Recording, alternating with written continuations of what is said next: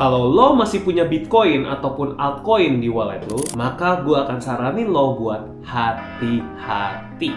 Karena sebentar lagi crash atau potensi crash akan terjadi di tahun 2026. Mungkin pernyataan ini pro kontra ya. Kalau lo percaya bahwa Bitcoin halving cycle akan terjadi lagi, maka seharusnya kita sudah take profit dan kita akan menunggu bear market di tahun 2026. Tapi gue tahu dan gue paham bahwa ada yang masih yakin akan terjadinya extended cycle, di mana tahun depan bisa menjadi all time high-nya kripto. Tapi di sini gue juga mau kasih tahu lo bahwa di tahun 2020 itu bukan hanya akan terjadi bear market kripto berdasarkan halving Bitcoin, tapi akan ada juga kejadian-kejadian lainnya loh yang berpotensi untuk menyebabkan krisis di tahun 2026. Yang pastinya ini kemungkinannya krisisnya gede. Yang pastinya efek yang dihasilkan dari kejadian ini itu gede banget teman-teman. Bahkan mirip seperti krisis-krisis seperti sebelumnya. Seperti krisis tahun 2008, seperti dot-com bubble di tahun 2000, atau bahkan seperti krisis-krisis yang sebelumnya. Nah, makanya di video kali ini, sebelum teman-teman memutuskan untuk hold Bitcoin teman-teman, atau percaya dengan extended cycle, atau bahkan jual Bitcoin, teman-teman wajib nonton video ini sampai habis supaya teman-teman tahu apa aja yang harus dipersiapkan untuk persiapan di tahun 2026 nanti. Apa aja yang harus dipersiapkan menghadapi krisis atau potensi krisis di tahun 2026 nanti. Oke, jadi yang pertama tentunya gue mau mengingatkan sekali lagi teman-teman tentang Bitcoin halving cycle, bahwa selama 3 cycle terakhir Bitcoin halving cycle tidak pernah salah. Bisa saja salah kali ini, tapi gue sendiri lebih percaya bahwa sejarah yang berulang seperti itu, maka gue akan lebih condong untuk mengikuti sejarah yang sebelumnya. Jadi berdasarkan siklus halving, 80 minggu setelah halving Bitcoin itu adalah all time high-nya Bitcoin.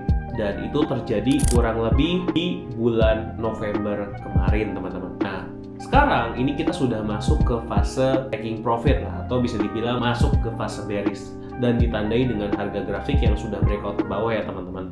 Jadi seharusnya dalam 55 minggu ke depan harga Bitcoin akan terus turun, yang artinya kurang lebih di bulan November tahun depan baru kita disarankan untuk mulai mencicil beli Bitcoin ya. Jadi itu adalah satu faktor di mana kita yakin bahwa Bitcoin ataupun kripto itu akan crash di tahun 2026. Faktor lainnya itu adalah AI bubble teman-teman. Jadi kalau kita lihat kondisi sekarang gitu, banyak analis-analis yang mengatakan kalau bisa saja ini terjadi AI bubble seperti dot-com bubble di tahun 2000-an. Maksudnya apa nih AI bubble dan dot-com bubble? Jadi waktu tahun 1999 sampai 2000 itu kan terjadi dot-com bubble teman-teman. Dot-com bubble itu adalah kejatuhan saham bahkan sampai 80% nih kejatuhannya. Kenapa bisa terjadi gitu? Dan tanda-tandanya apa? Tanda-tandanya adalah ketika tahun 99 sampai tahun 2000 itu company internet ya, seperti misalnya Google, Yahoo, terus ada lagi Amazon, itu semua valuasinya tuh tinggi sekali,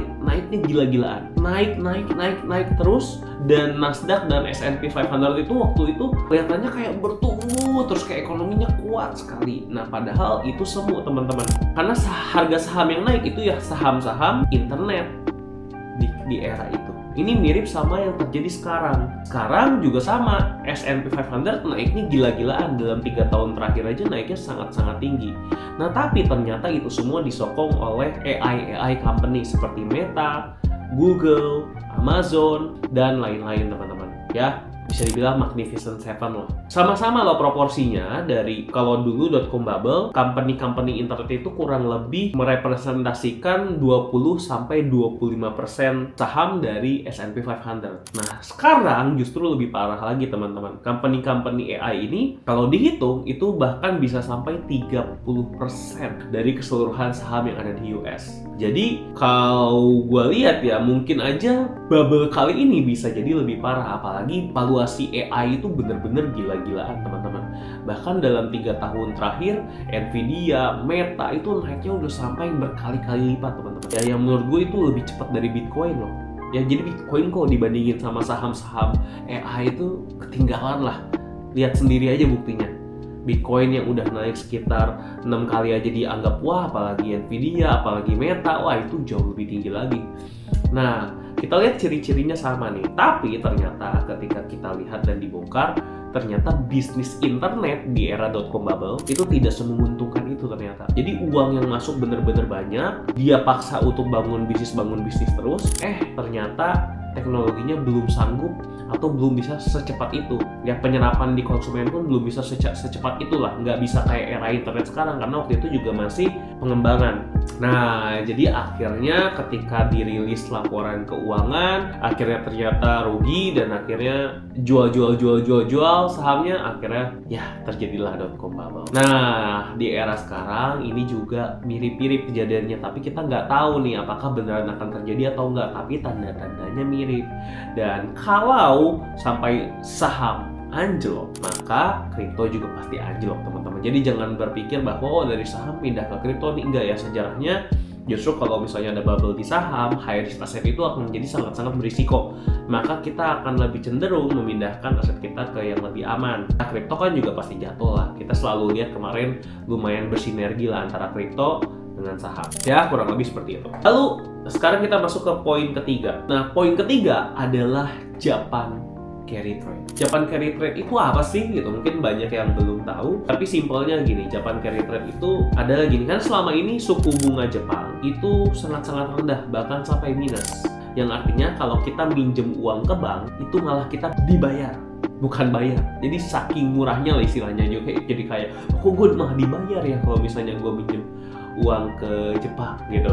Ya, walaupun sebenarnya nggak benar-benar dibayar, cuman bunganya tuh sangat-sangat kecil, minus bahkan. Nah, banyak orang yang memanfaatkan kondisi ini dengan cara kita pinjam aja ke Jepang, kan bunganya kecil kan, nggak perlu bayar bunga. Uangnya kita beliin US dollar, lalu kita masukkan ke obligasi US dollar. Karena kan di obligasi US dollar gue masih bisa dapat kurang lebih misalnya 4-5%. Itu kan lumayan tuh, ada selisihnya kan, 5% ini 0. Lumayan 5% spreadnya. Dan kita pasti dapat untung hanya dengan kita meminjam uang di Jepang tanpa bunga loh gitu ya. Bunganya kan 0. Nah, simpelnya seperti itu ya. Tapi sebenarnya memang kita nggak invest hanya ke obligasi gitu, tapi kita masukin juga ke saham dan yang lainnya juga gitu. Jadi itulah Japan carry trade. Bisa dibilang uangnya dari Jepang pindah ke US ataupun ke negara-negara lainnya ya. Jadi banyak, gak cuma di US doang. Nah, sekarang bayangkan jika terjadi sebaliknya, teman-teman, di mana ternyata suku bunga Jepang itu malah naik. Kalau suku bunga Jepang naik, artinya apa coba? Artinya bunga yang harus dibayarkan kepada Jepang makin tinggi gitu. Awalnya nggak usah bayar bunga, sekarang tiba-tiba jadi ada bunga 0,5%. Lumayan banget. Tentunya akan mengurangi keuntungan. Tapi kan kalau misalnya obligasi US kan 4%, bunga bank Jepang kan 0,5%. Harusnya masih aman dong. Betul, kelihatannya masih aman. Tapi ada bahaya lain, yaitu kalau suku bunga Jepang meningkat, maka seharusnya yen akan menguat. Nah, kenapa sampai sekarang Japan carry trade ini masih bisa berlangsung? Ya karena yen itu selalu melemah. Kalau teman-teman lihat dari harganya, melemah terus kan. Bahkan sekarang yen aja sampai ke 100 rupiah, teman-teman. Dan kalau misalnya terhadap US, itu sekarang kan USD Japan yen kan itu kurang lebih sekarang 150-an ya, $150. Jadi yennya Jepang itu semakin lemah. Jadi itulah yang membuat Japan carry trade aman. Tapi kalau ternyata nanti yennya menguat, nah itu bahaya sekali, teman-teman. Itu bahaya sekali. Yang mana kalau misalnya menguat dan akhirnya hutangnya makin berat dibayar dan akhirnya ada resiko gagal bayar, maka mau nggak mau mereka harus menjual atau membayar hutangnya sesegera mungkin nih, sebelum yennya makin mahal, ya kan? Kalau misalnya dia harus menjual sesegera mungkin, ya, atau harus melunasi hutangnya sesegera mungkin, maka mau nggak mau ya harus jual obligasi, lalu jual saham juga, dan jual aset-aset di tempat-tempat lain. Mau nggak mau tuh, akhirnya kepaksa. Kalau misalnya kita jual semuanya, ya harga saham udah pasti anjlok, ya. Obligasi kita tarikin pun kita masukin ke Jepang, obligasi yieldnya akan naik kalau kita jual terus. Yang artinya kalau yield obligasi akan naik, artinya orang-orang akan cenderung menyimpan di obligasi dibandingkan di saham ataupun kripto, ya, di aset-aset yang high risk. Jadi dua kali itu kena lagi, ya, saham ataupun kripto kena lagi dua kali. Itu yang akan terjadi, teman-teman, kalau misalnya sampai yen menguat terus. Dan yang keempat, teman-teman, ini nyambung sama Japan carry trade tadi, yaitu adalah suku bunga yang sedang mau diturunkan kan. Ada alasan kenapa The Fed atau Jerome Powell itu nggak mau langsung nurunin suku bunga secepat mungkin. Misalnya kayak ya udah kita langsung turunin ke 1%. Kenapa sih nggak gitu aja, kan ekonomi lagi lesu gitu kan. Karena kan utang Amerika lagi tinggi-tingginya, kita butuh buat bayar hutang. Nah, memang betul sih gitu. Amerika kan sekarang jadi tercekik nih, karena hutangnya Amerika itu jadi kayak makin besar gitu, makin susah dibayar. Tapi kalau misalnya Jerome Powell atau The Fed menurunkan suku bunganya dengan cepat, justru yang terjadi bukannya menyelamatkan ekonomi, malah bisa menghancurkan ekonomi itu sendiri. Kenapa bisa terjadi seperti itu? Ya karena bayangin aja kalau suku bunga Amerika diturunkan dengan inflasi yang sekarang aja masih belum mencapai target ya 2% ya. Artinya US dollar akan mengalami inflasi yang lebih parah lagi ya, walaupun di awal-awal mungkin ekonomi terlihat wah lumayan nih ekonomi naik, tapi inflasi akan naik kembali dan US dollar akan semakin melemah. Apalagi dengan tingkat inflasi yang sekarang bisa rekor lebih tinggi dibanding kemarin aja 8% ya. Sekarang mungkin bisa lebih tinggi lagi nih reboundnya kalau misalnya The Fed terlalu cepat menurunkan suku bunga.